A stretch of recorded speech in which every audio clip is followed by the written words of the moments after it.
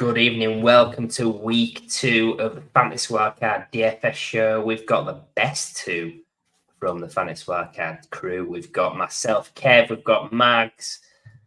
How are you doing, buddy? No song. I sang for the listeners last week, Kev. I mean, I'm slightly disappointed you didn't give us a rendition of the Money. Yeah. But yeah, I'm doing good. Last week. Yeah, I'm doing great, Kev. We give some absolute hot tips last week. Hopefully people were listening and paid attention whenever we told you things like get Anthony Richardson on your team, get the Chicago Bears defense on your team as well, along with some other great picks. More to come today.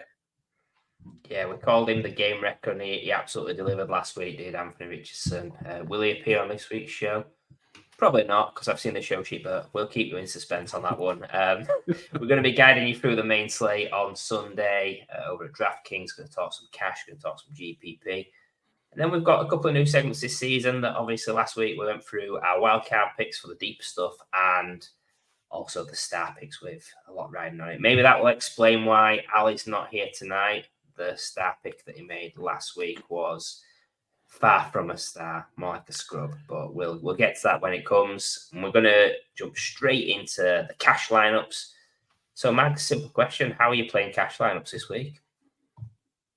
So last week we spoke about being cautious and taking things easy, and again, I mean, with cash lineups, I'm not trying to overthink things. I do have a question. I remembered my question, Kev.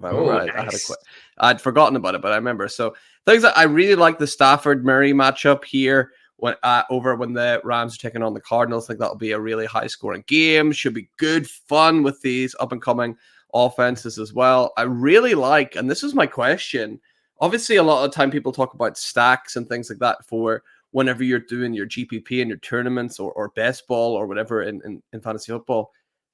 I just think this stack with Kupp and Stafford is really, really nice that I could even do it in a cash. And my question to you as the more experienced DFS player, Kev, is stacking more of a rarity whenever you're doing your cash lineups? And is it only a special circumstance when you're using it, or what's your opinion on it? Yeah, I think stacking it tends to be a tournament play because you're looking for the best range, the best outcome in essence. Cash plays, I think a stack can be absolutely perfect as a solo play, so the QB or the weapon. When you put them together, that's the point where if it goes wrong for whatever reason, that lineup's pretty much gone. Or if game script goes the other way, you've got two pieces that maybe don't correlate as well. I'm not saying it can't work because, look, if it hits, you're absolutely crushing it. But it's that risk you take to potentially finish higher up the board where you could play it safer, finish a little bit lower, and still be well in the green. Yeah, so I think I'm undecided what I'll end up plugging in, but I'll definitely have either a combo of Stafford, another wide receiver, or maybe Callum Murray and Cooper Kupp. I want at least two pieces of that game for sure. And it is a nice stack if you're looking for it, and a bit later for cash. It's 13.6K for Kupp and Stafford, which I think is quite nice. And then on the defense special team side of the ball, last week we told you there's no way that Will Levis is going to keep a clean game. Same for Daniel Jones. Give me the Commanders. Daniel Jones, one of my favorite stats of all time now. Since signing his new contract, Daniel Jones has thrown more touchdowns to other teams than he has to the Giants. He's thrown 3 pick sixes and only 2 touchdowns to his own team. Wow. That is unbelievable. That is amazing. Right. I actually think I've heard that stat again recently. I don't want to give them credit if they have said this, if they've not said this, but I think this came up on the Rewind show this week. So anybody listening will have to rewind back, go listen to them because they are smart dudes and dudettes over there. Yeah, I love what you're saying there with cash. I think Stafford and Kupp, they're going to be popular plays. Like after what Kupp did with his 21 targets and a really nice game environment for Stafford, it's looking good. And yeah, Commanders against Jones, that's got to be super chalky, right? With that road trip for Daniel Jones and everything we discussed there. I think for me, it's keeping it that same game. Brian Robinson's a guy that I think will be chalky at running back. And if you listened to our Dynasty show last night, you'll be aware that we're both tooting the horn of J.K. Dobbins, someone that was superb on his output in week one. I think the workload's trending upwards, and I think they're going to be popular plays with great matchups. Obviously, the Chargers have got the Panthers, and the Commanders have got the Giants. So I also think in cash, I want to look around building at the top at wide receiver. Last week, I mentioned that a lot of the higher price guys were fades for me. I called out Tyreek as one I was happy with, but then other guys like Jefferson, Chase Lamb was pretty much on the money, I think, in week 2. I'm happy to get back in on Lamb. I think Amon-Ra St. Brown will bounce back as well. And then, Cooper Kupp gets another mention in cash there. And at defense, actually, there's a lot of options I like in cash. I think because there's so many, there might be a lower ownership percentage on these individuals. So it might be hard to zero in on one and get pulled along the field. So there could be a little bit more discrepancies with that. I think I really like for the Ravens 3,700 against the Raiders. There's the Chargers at the Panthers 3,400. Jags against Deshaun Watson and his traffic light party. And then I'm a little bit unsure on this last one. It could be a GPP defense, but I think the Patriots at home to the Seahawks, 2,800. People still got to stink at the Patriots, but maybe they'll see what they did against the Bengals. And beyond that, I don't think Geno Smith's something to be worried about based on week 1. And then they're going on the road to Foxborough. Yep. And no Kenneth Walker as well, potentially, right? Yeah, it's looking a little bit dicey. And no Kenneth Walker, it could mean that someone like Charbonnet becomes a cash play at a cheaper price than expected as well. So moving from cash to, I like to think of this as the main event, the GPP lineups, where you're making your big money, where you make money. We're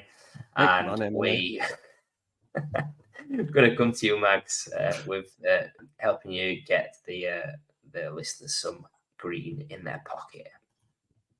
Yeah, so looking at obviously sort of big time explosive players here, and Chiefs Bengals matchup always, a high scoring affair. Rashee Rice, watching the Chiefs game last week, he's clearly the number one guy in that offense now, even ahead of the great Travis Kelce. Rashee Rice seems to be the number one look for Patrick Mahomes at the minute. So I think for a guy that you can get for under 7K still, that is a really, really good buy to put in. And you can trust him to hopefully have a bit of a boom week against the Bengals, who don't normally get warmed up until about week 5. So hopefully that'll be really nice to see coming from Rashee Rice. And then just a little bit where we always talk about trying to get different. I think there's going to be maybe too many people going in on Isaiah Likely here because of what he did last week. So maybe swerve a little bit. Maybe go with a guy like Zay Flowers, who you can get for 6.3K, who I think will still, by the end of the season, be that target that we kind of expected him to be at the start of the year. I expect Flowers to get a lot of those targets that Isaiah Likely was getting last week, because people will have more of a keen eye on Isaiah Likely based on what he did last week, and hopefully Zay Flowers can get a larger target share there in week 2. And then another guy that I kind of seen, again, a way to get different people, maybe underwriting Tajay Spears, thinking of what they seen Tony Pollard did. I think put him in a vacuum, Tajay Spears is a better player. So that's what I'm going to trust long term. So hopefully Tajay can come out at 5K. I think it's great. New York Jets, who playing, they got crushed by Jordan Mason, who is not a very good running back. So I think Tajay Spears could be a guy you could plug in while everyone else is looking at Pollard. You could come in looking at Tajay Spears, and he could help you get a bit different and potentially win some cash. Yeah, I really like that shout of Tajay Spears as a running back 2 type with upside. I think obviously the Titans, they played with a lead for most of the game against the Bears. It'd be nice to see how that game streak looks on the road or against the Jets on a short week. I think there's definitely a shout there, and the low price, it gives you more cash in your pocket to do interesting things at other spots. I've got a question for you on the Chiefs Bengals, actually, because you're the resident Chiefs expert, and I think you'll take that, won't you? That's a good shout. Yeah. How do you see this game going? Do you think it'll be a shootout type affair, or do you think that there's potential it's going to be less touchdown scoring and it's going to be more of a grind out from the Chiefs side, hence more volume potentially in a short game? I just think these games always end up being a shootout. It doesn't matter what you think about the Bengals. They're going to be up for it. This is the rivalry right now for the Chiefs. It's not any of the divisional matchups. It's not anybody like that. It is Joe Burrow is the only guy to have beaten Patrick Mahomes in the playoffs that isn't a commentator. So that is he's a terrible commentator. Terrible. Right? Yeah, he's so bad, right? So he's the only guy to beat Patrick Mahomes on the way to the Super Bowl that isn't Tom Brady. The Chiefs do not like the Bengals. It's a bigger rivalry than even the Buffalo Bills. So all bets are off, which is funny to say on a betting show. Let's be honest. So I think it is going to be a shootout. I think Mahomes is going to be slinging it. He wants to make a statement here against the Bengals. Even if the Chiefs are up, I think they're going to put their foot on the Bengals' throat and really try and ramp up a score here just to prove a point. So even if you think it's going to be more in the trenches, I think it's going to be a gunfight. And I can't wait to watch it. They're always so good. My nails will be gone. I'll have bitten them all off. You'll see me next week. But I can't wait to watch it. I think it's going to be great to see. Yeah, it's really interesting. It just takes me back to when the Patriots going for their unbeaten season with Randy Moss and that, and they would be up on teams and they wouldn't be slowing down. They wouldn't be subbing in players. They'd be going for the kill. And I think that'll be a really interesting one in a rivalry game as well. Like, you don't take it easy on your rival, right? So, really interesting stuff there. I think for my eyes for this week, it's two matchups that really stand out: the Rams at the Cardinals and the Bucks at the Lions. I think that's going to be key. People are going to gravitate towards it. It's high over under in the dome games, but actually, I think it's going to be interesting at all positions, whichever way you want to tell the story. I think obviously the Rams have had a couple of shout outs already. Arizona, maybe might get a couple of shout outs in a little bit. We'll tease that for now. Tampa and Detroit again is going to be a high scoring game. Stars or scrubs approach at tight end is what I'm thinking. So Laporte, he didn't do a ton in week one against the Rams, and then McBride, I thought could have been a little bit more there for him. He had a good week in comparison with the landscape, but for his price, you really need him to be hitting that 15 to 20 point range to really stand out. I think both those teams, the home team, they're in a high over-under. So if I'm going for a stats approach, I'm taking them. Scrub tight ends, I'm thinking Tucker Kraft at 3,300 home to the Colts. Malik, I never said Malik Neighbors. Malik Willis will be at QB there potentially. I think he'll lean on the short pass game, and it looks like Kraft has overtaken Luke Musgrave in that offense. Colby Parkinson, 3,100 at the Cardinals. Let's hope it's the old Cardinals defense against tight ends that you could just abuse year upon year. And then a bit of a revenge game down here. Hayden Hurst, 3,000 on the road at the Carolina Panthers. One to note is the Panthers, tight end was disgusting in week one. The Panthers actually conceded 2 touchdowns to tight ends. Foster Moreau and Joanne Johnson of the Saints. Foster Moreau was tight end 2 on the week, I think. Yeah. And this was a game where the Saints weren't passing much the second half. So they've conceded 2 touchdowns to tight ends pretty early. We know that Dave Brown's out for the season, so that pass rush isn't going to be as good as it would have been with him there. So I think Hayden Hurst at 3,000. If I'm punting the position, I'm thinking go for that. And then I want to get freaky at defense and special teams. Now, we've just had a little bit of a news blurb that CMC is likely to be missing this week, which I don't think it will affect it with how well Jordan Mason did on Monday Night Football. But I'm calling out the Vikings defense and special teams. 2,400. It's the third lowest. But there's things I like for the Vikings here. 22 fantasy points were scored at the Giants week one. Obviously, I'm not comparing Daniel Jones to Brock Purdy. That would be an embarrassing take. But I just feel that 22 fantasy points, that was the second best output on the slate. And last year in the same fixture, when the Vikings played the 49ers, they beat them, first of all, without Justin Jefferson. 2 interceptions of Purdy, 1 sack, and only 17 points conceded. To give you a bit of context, that was the lowest the 49ers scored all season last year on their route to the Super Bowl. So, maybe the Vikings have something Yes, Super Bowl loss.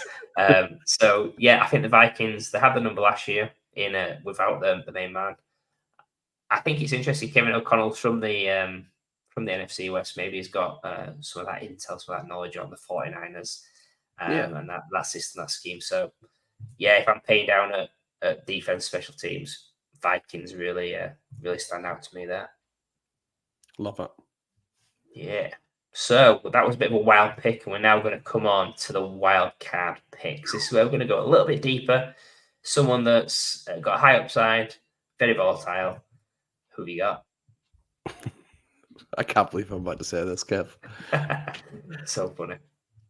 I couldn't believe what I was watching, but are my eyes deceiving me, or did Ezekiel Elliott not look terrible last week?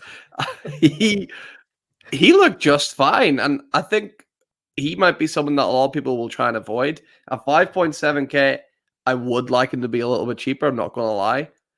But give me Zeke. For some reason, I've just got this feeling like the Saints are riding high, beating the Panthers, but I think they're going to get a rude awakening whenever they go up against the Cowboys. So I think the Cowboys might run over the Saints here, who I'm not expecting to be a great team this season.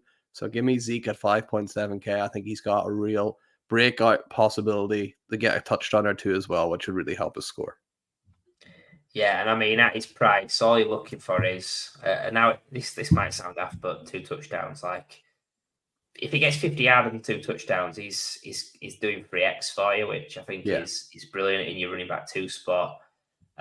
Yes, things have to go his way, but this is why it's a wildcard pick. We're not giving you the chalk. We're going for something that get you thinking a little bit differently. People see that as a low-scoring game with the Saints, how they dismantled Bryce Young. Well, I can't say dismantled because it was already broken, but and then obviously the Cowboys, how they dismantled another poor QB in Deshaun Watson. So I like that pick, Mags. It's definitely spicy.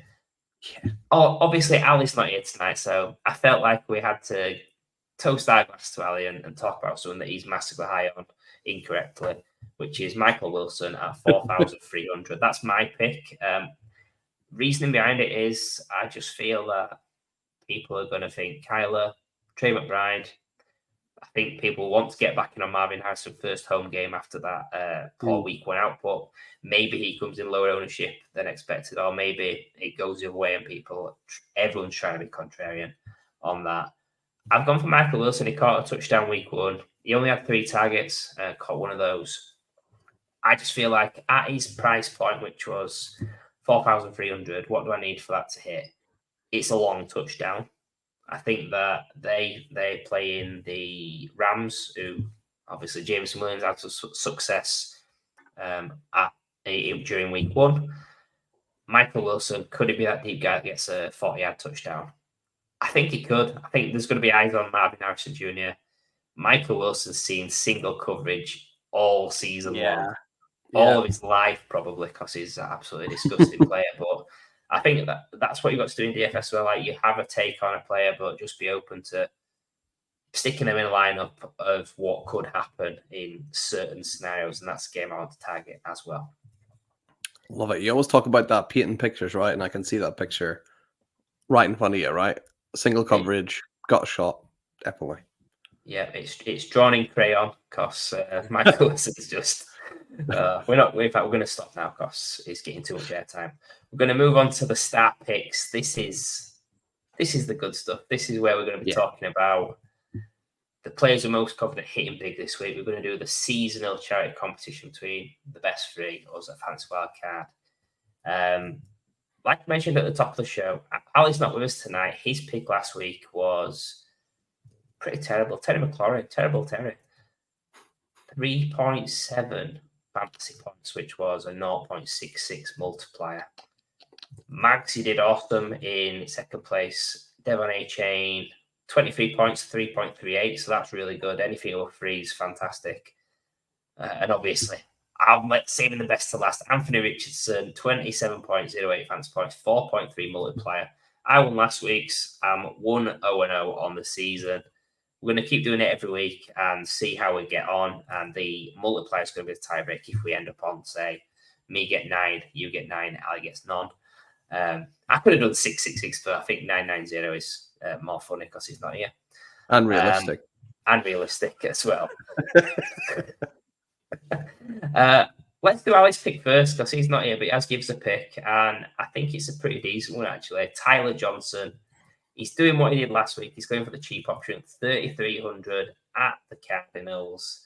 Someone that, look, if he hits 15, 20 points, it's going to be very hard for our picks to outdo that on the multiplier if he gets to 20 points. And I think he did really well when Naku went down. He had a good week, better than Demarcus Robinson, who was the expected wide receiver 3 on that offense. So I like the pick. It's also an ex-Bucks player, so Ali had to get that in at some point in the show. What's your thoughts on Tyler Johnson this week, Max?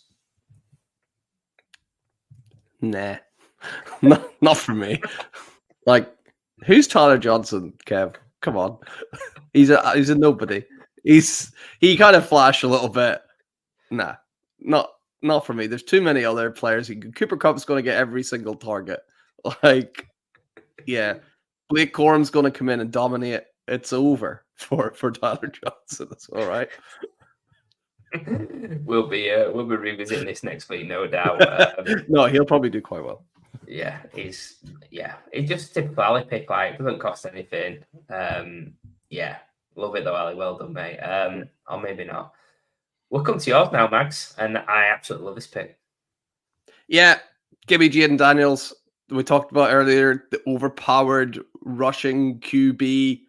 I think Daniels doesn't even have to throw to get a multiplier on his value here. We've seen that last week. He's still valued at 6.2K. That's going to go up. Like, I can tell you right now, that's going to be about as cheap as he's ever going to be. So I'll take it now while he's this cheap. And yeah, I expect to get a nice multiplier in that. So I love that pick. Obviously, Jaden Daniels' biggest fan. Last week he did absolutely brilliantly with the 2 rushing touchdowns. I think there's more to come in the past game. He's going to be at home against the Giants, who week 1 were terrible. So I really like the pick, and because you picked before me this week, it's got me thinking. Like, I had 2 options. I was thinking, should I play like should I try and match him and go for a Konami QB and in Kyler Murray, or should I try and rub it in Ali's face and take Baker Mayfield? And I've not decided up until this point, but I'm thinking I'm going to go suspense. I'm going to go Baker Mayfield at 5,900. Reason being, he did so much damage to the Commanders through the air. Yeah. With the various weapons, Mike Evans looked great. McMillan, I think, is a great shout in as like the ancillary piece in a stack where you're going for a couple of options there. And Godwin looked fine as well. And Rashad White also got pass work. And this is when they were in the lead most of the game against the Commanders. So healthy pass work is incoming. They're on the road at the Lions. So we know Jared Goff's going to be putting up points at home in the Dome. Yeah, Baker on the road, it's going to be difficult. Obviously, it's going to be a tough, hostile environment, but he did really well last week. He's got brilliant weapons, and I think he's going to have to be slinging it to keep up. So it's probably, with it being against Daniels, it's probably going to have to be a big score he puts up again. But I just think it'd be funny if Baker won, if he beat Ali this week, and it's his QB. So I'll get Ali, I'll get him feeling uncomfortable this week. Nice. Worst case, if Jaden Daniels wins, then I also win in Dynasty. I've got plenty of him. Win-win. No Tyler Johnson.